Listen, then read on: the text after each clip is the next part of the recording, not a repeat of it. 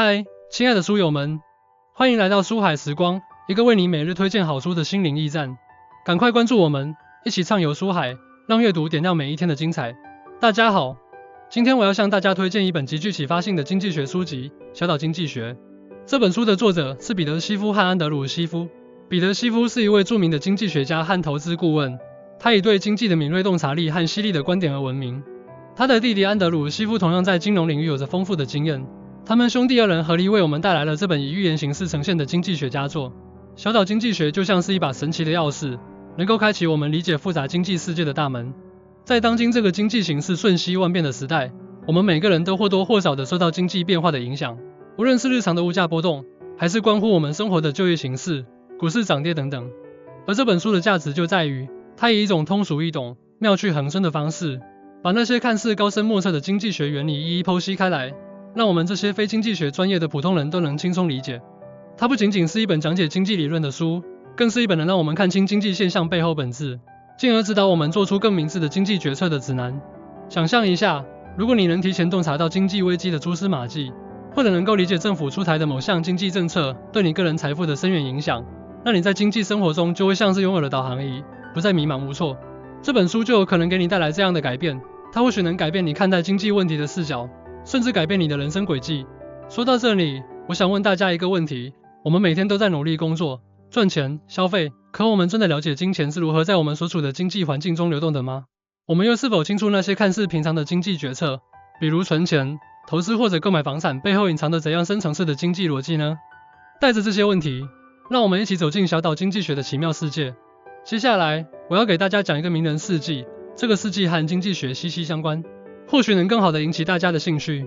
大家都知道约翰·洛克菲勒，他是美国历史上著名的石油大王、超级富豪。在他年轻的时候，美国的经济环境其实非常复杂，充满了各种不确定性。但洛克菲勒凭借着对经济规律的深刻理解，在石油行业中敏锐地捕捉到了商机。他看到了石油作为一种新兴能源的巨大潜力，并且通过一系列精明的经济决策，包括控制生产成本、建立庞大的运输网络以及巧妙地应对市场变化等等，最终建立起了他的石油帝国。这个故事告诉我们，理解和运用经济规律是多么重要，而小岛经济学这本书就能帮助我们更好地做到这一点。第一个要点，经济起源从一个小岛说起。小岛经济学的故事是从一个与世隔绝的小岛开始的。在这个岛上，生活着几个人，他们过着极其简单的生活，每天都在为填饱肚子忙碌。他们唯一的食物来源就是鱼，而获取鱼的方式就是用手去捉。这种原始的生活方式，其实就是人类经济活动最原始的状态。从心理学角度来看，人类天生就有生存和发展的欲望。在这个小岛上，人们为了满足最基本的生存需求，吃饱肚子，不得不每天努力捕鱼。这种对生存的需求驱动着他们不断地进行劳动。其实这种劳动方式非常原始和低效。而在这个过程中，我们可以看到人类思维的逐步演变。当人们意识到每天只能依靠双手捕鱼，效率低下且收获有限时，他们开始思考如何改变现状。这种思考就是经济思维萌芽的体现。对于我们读者来说，理解这种经济起源的状态，能让我们明白经济活动是如何从最基本的需求发展而来的。在现实生活中，我们也可以借鉴这种思维方式。比如，当我们在工作中遇到效率低下的问题时，我们可以思考是否有创新的方法来解决，就像岛上的人们后来发明了捕鱼工具一样。这种思考方式能帮助我们提高效率，创造更多的价值。书中有一段关于小岛居民最初生活的描述。在这个小岛上，阳光照耀着沙滩，海浪轻轻拍打着岸边。岛上的居民们每天都在为捕鱼而奔波，他们赤裸着上身，弯着腰，在浅水中摸索着，试图抓住那些游来游去的鱼。这段话生动地展现了当时的经济状况，让我们仿佛身临其境。4. 案例或故事。我们可以想象一下，如果你是岛上的一员，每天都在为捕鱼而辛苦劳作，突然有一天，你发现了一片水草丰美的地方，那里的鱼似乎比别的地方更多。于是你开始尝试在那个地方捕鱼，结果发现收获果然比以前多了。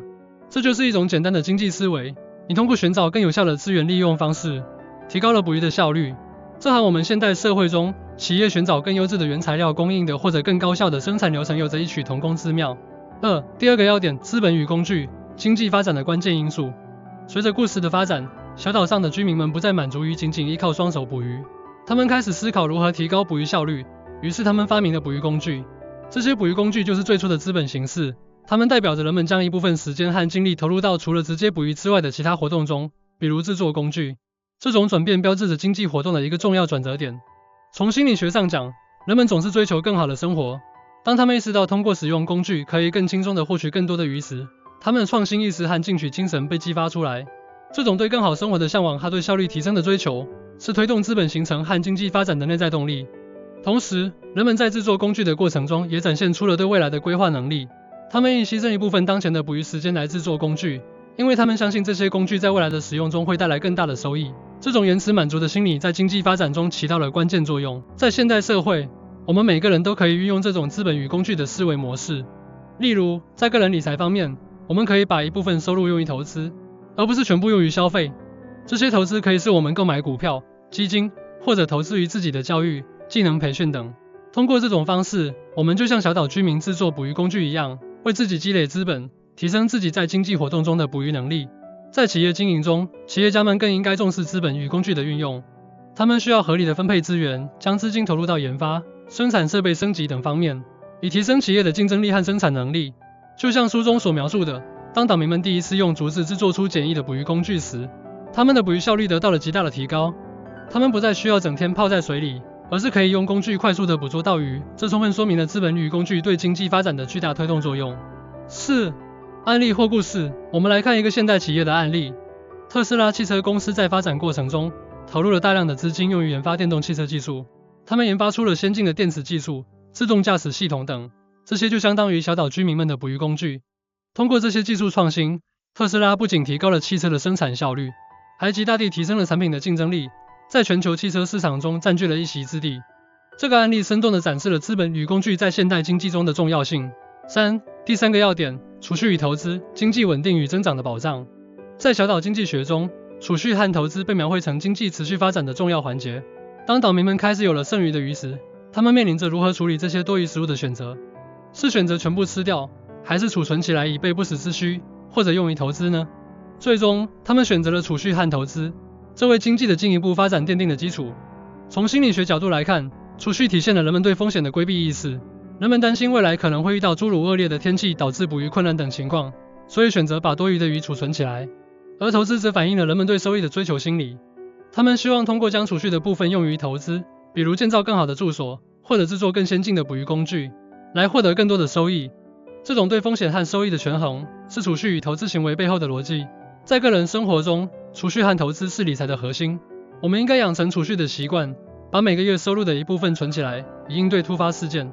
同时，我们也要学会投资，选择适合自己的投资方式，如购买理财产品、投资房地产等。通过储蓄和投资，我们可以实现财富的保值增值，为未来的生活提供保障。对于企业而言，储蓄可以表现为留存收益，企业将这些收益用于再投资，可以用于扩大生产规模、研发新产品等。例如，苹果公司每年都会将一部分利润用于研发投资，这使得它能够不断推出创新产品，保持在全球市场的领先地位。这体现了储蓄与投资对企业发展的重要性。书中有一段关于储蓄和投资的论述，岛民们开始意识到，把多余的鱼储存起来，或者用来制作更坚固的住所和更好的捕鱼工具，比把它们全部吃掉要有用得多。这个观点强调了储蓄和投资的价值。一个经典的案例是新加坡的经济腾飞。新加坡政府非常重视储蓄和投资，他们通过中央公积金制度，鼓励居民储蓄，同时将大量的资金投入到基础设施建设、教育和产业发展等方面。正是这种对储蓄和投资的重视，使得新加坡从一个贫穷的小国发展成为亚洲的经济强国。第四个要点，贸易，经济发展的催化剂。贸易在小岛经济学中被描述为不同岛屿之间经济交流的重要方式。当各个岛屿有了不同的资源和产品时，贸易就自然而然地产生了。通过贸易，各个岛屿可以互通有无，获得自己所需的物品，从而促进经济的繁荣。从心理学上讲，人们总是渴望获得更多样化的产品和服务。贸易满足了人们这种多样化的需求，同时，贸易也体现了人类合作的精神。通过与其他岛屿的居民进行贸易，人们建立起了经济联系，这种联系有助于形成更广泛的经济网络。而且，贸易是基于比较优势原理的，每个岛屿都专注于生产自己擅长的产品，然后通过贸易换取其他产品，这样能够提高整体的经济效率。在国际贸易中，各个国家都积极参与其中。中国通过国际贸易，出口大量的制造业产品，如电子产品、纺织品等，同时进口能源、原材料和一些高端技术产品。这种贸易模式使得中国经济能够快速发展，人民生活水平不断提高。对于企业来说，参与贸易可以拓展市场，增加销售量。例如，一家中国的服装企业通过与国外的商家进行贸易，将产品销往世界各地，提高了企业的知名度和盈利能力。书中提到，贸易让各个岛屿的居民能够享受到更多种类的商品，他们可以用自己生产的东西去交换别人生产的东西，这充分说明了贸易的价值。一个典型的案例是欧盟。欧盟内部各个成员国之间实现了自由贸易，消除了贸易壁垒，这使得成员国之间的经济联系更加紧密，商品、服务、资本和劳动力能够自由流动，促进了欧盟整体的经济增长。第五个要点，政府与经济稳定的守护者。在小岛经济学中，政府在经济活动中扮演着重要的角色。政府通过制定政策、监管市场等方式来维护经济的稳定和发展。政府可以调节税收、发行货币、控制利率等，这些措施都对经济有着深远的影响。从心理学角度来看，政府在经济中的作用体现了人们对秩序和公平的追求。人们希望在经济活动中有一个公正的规则制定者和维护者。政府通过制定法律法规，打击经济犯罪，维护市场秩序。同时，政府在经济政策上的调控，也反映了人们对经济稳定的渴望。例如，在经济衰退时期，政府通过扩张性的财政政策和货币政策来刺激经济增长，给人们带来信心。对于国家而言，政府在经济中的作用至关重要。政府可以通过宏观调控手段来应对经济危机。在2008年全球金融危机时，各国政府纷纷出台救市政策，包括向金融机构注资、降低利率等。这些措施在一定程度上缓解了经济衰退的冲击。对于企业来说，政府制定的产业政策可以引导企业的发展方向。例如，政府对新能源汽车产业的扶持政策，使得相关企业得到了发展机遇，促进了整个产业的快速发展。书中有一段关于政府作用的描述，在一个健康的经济体中，政府就像一位守护者，他制定规则，维护秩序，确保经济的平稳运行。这形象地说明了政府的作用。一个案例是中国的西部大开发战略。中国政府通过制定一系列的优惠政策和投资计划，引导资金、人才等资源向西部地区流动，促进了西部地区的经济发展，缩小了东西部地区的经济差距。总之，小岛经济学以一个简单而有趣的故事为载体，为我们揭示了经济学的奥秘。它让我们明白经济活动是如何从最原始的状态一步步发展起来的，让我们看到了资本、储蓄、投资、贸易以及政府等各个因素在经济中的重要作用。